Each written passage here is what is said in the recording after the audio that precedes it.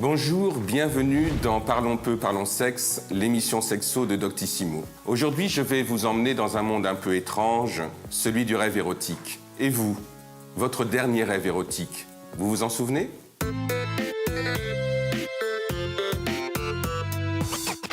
D'après vous, dans une nuit, combien de temps un adulte rêve-t-il ? 1 à 2 heures, 2 à 4 heures ou 4 à 6 heures ?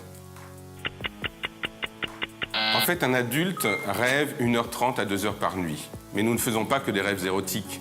Les rêves érotiques représentent environ 8% de notre production onirique. Ce qui veut dire que 4 à 5 fois par nuit, nous réalisons nos fantasmes les plus inavouables, libérant ainsi notre inconscient. Et cela concerne aussi bien les hommes que les femmes, puisque le rêve, naturellement, va entraîner une excitation corporelle et qu'il y a érection pour les hommes et lubrification vaginale pour les femmes. Nous sommes tous concernés par ce type de rêve et il y a notamment 2 moments particuliers où on a pu remarquer une accélération des rêves érotiques. Premièrement, à l'adolescence, les adolescents sont en plein éveil de leur sexualité et souvent ils rêvent de serpents, le serpent représentant justement cette sexualité qui se met en place dans leur corps. Un autre moment également, c'est au moment de la grossesse. Beaucoup de femmes enceintes avouent être réveillées en pleine nuit par des orgasmes. D'après vous, quels sont les rêves érotiques les plus fréquents ? Se retrouver nu dans la foule, faire l'amour avec une célébrité ou bien faire l'amour avec un dindon ?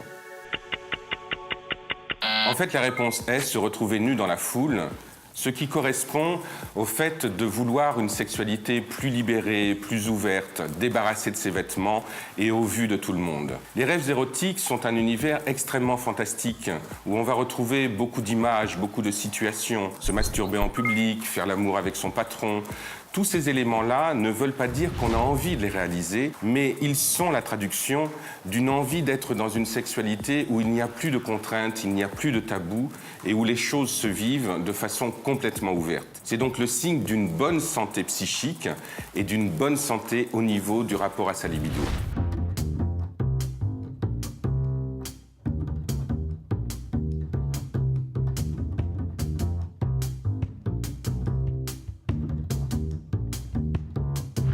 Dans la symbolique du rêve, que représente le train ?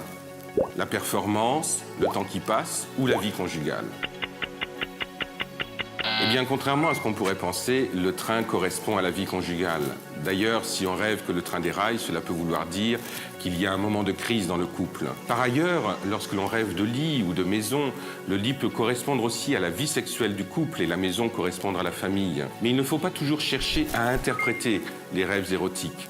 Parce que bien souvent, ils correspondent à un besoin de compensation dans le rêve de ce que nous n'avons pas dans la vie réelle. Ceci étant, si vous souhaitez interpréter vos rêves, il y a de nombreux livres qui existent. Un premier qui est le grand classique sur le rêve de Sigmund Freud, mais qui est plutôt réservé aux initiés, et celui-là de Carol Cummings, Le rêve érotique et comment les interpréter, qui là va vous donner un certain nombre de pistes et d'éléments pour pouvoir mieux comprendre vos rêves érotiques. Voilà, c'est terminé. Faites de beaux rêves. Et avant de vous coucher, comme disait Usain Bolt, abonnez-vous.